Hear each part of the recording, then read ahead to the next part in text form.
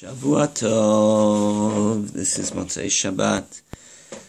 Shabbat HaGadol, Parshat Tzav, for this year 5,775. So, we learned just a little bit after Havdalah now, and I want to share with you very briefly some thoughts that I've heard this week. First, I heard Rabbi Butler told me that Rabbi Yudin said on Friday, the Seder is very special. You're having dinner with God.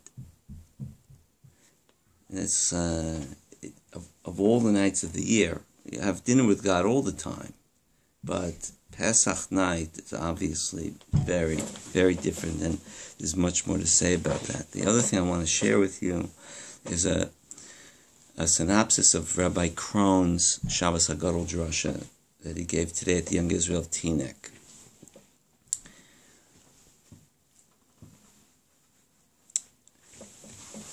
So, he spoke for an hour, and I'm going to try to really condense it into something very, very brief. The question is raised in the Gemara about leaning haseba for the 4 cups of wine.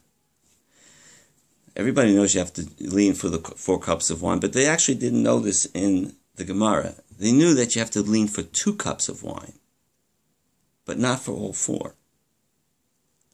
And the question is raised, which of the 2 cups? Is it the first 2, or is it the last 2? So, if it's the first 2, it's because we're experiencing the process of redemption. And the last 2, you don't have to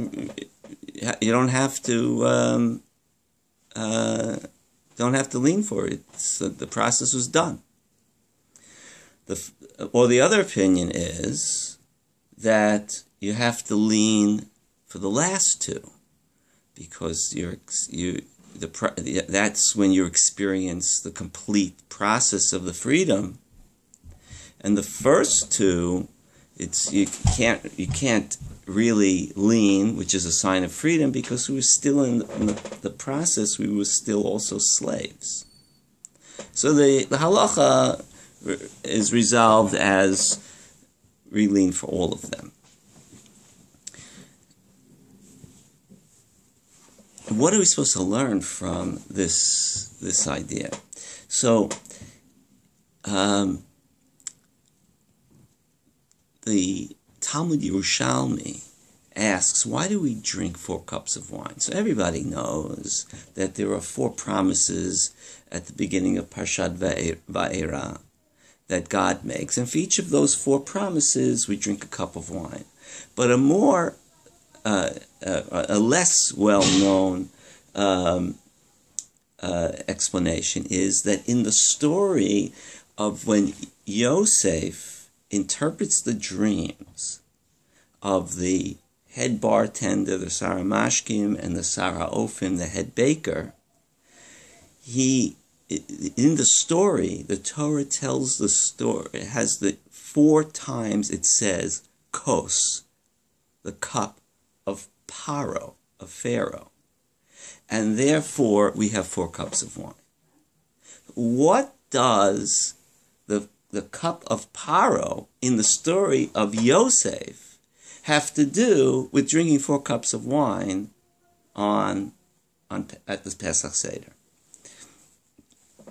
So, Rabbi Krohn explained as follows. If you look at the dream of, if you look at the way the dreams are told to Joseph, you see something really remarkably, strikingly different. When the Sar HaMashkim, the bartender, tells his story, he says, I see myself in my dream with the cup of Pharaoh in my hand, and I take the grapes, and I squeeze the grapes, and I present the cup to Pharaoh. When the baker tells his dream, he just tells about how his baskets were full of bread. Those dreams are dramatically different. The Sar HaMashkim tells about the process of how he produced the wine and served the king.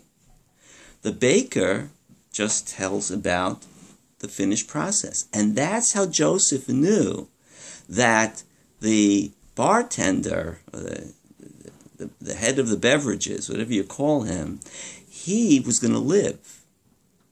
And the baker was going to die. Because the baker's dream, he was done. The product that he showed in his dream was done. But the product that what the Sar HaMashkim showed, he showed the process. There's a process. And so what does Joseph have to do with the Seder night? You could, if we were to look at the experience in Egypt, we just tell that little piece of the story. So it's like a done process. But if you look at all of Jewish history, the redemption has not yet come. The redemption, there have been great moments, and then we're down in the dumps, terrible destruction, rising and falling throughout history, just as we said tonight in Kiddush Levana. The moon waxes and wanes and waxes again, and this is the symbol of the Jewish people throughout history. The redemption of the exodus from Egypt, if you look at that little piece, so you see that's a done deal. But that's really not what our life is about. If you're done, we live in a world where everybody wants everything done now. That's people are missing out on life. Joseph knew that the one who spoke about the process, the difficult process, and the wine is also representative of difficulty. The grapes are crushed.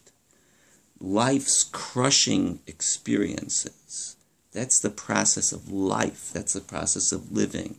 Joseph knew that this was a sign that the Sar HaMashkim would live. But the baker just wanted a done deal. He's missing out on life. And that's what it is also when we look at the process of Jewish history. And that's what the 4 cups are about. Because really, our process of redemption is like the life of Joseph. He was the favored son, then he's a slave, then he's the chief slave, then he's in jail, he meets the Sar HaMashkim, he sees that he's going to get out soon, he's abandoned, he's forgotten, he comes out, he hopes everything's going to be great, and he still doesn't see his family for the end of 22 years. He rode waves that rose him high and crashed him low. And that's Jewish history. And that's why the 4 cups are here to represent the process of Jewish history. And that's why it would make sense to drink the cups reclining, even during the time that we are still slaves, and the process of the redemption is just, it's not complete, because we have to appreciate every aspect of the process of life. So this is just, I really did not do justice to the extraordinary drasha that Rabbi Krohn gave today, but I just wanted to share with you a couple of thoughts, and wish you Shavua Tov and Chag Kasher v'Sameach. Hamavdil ben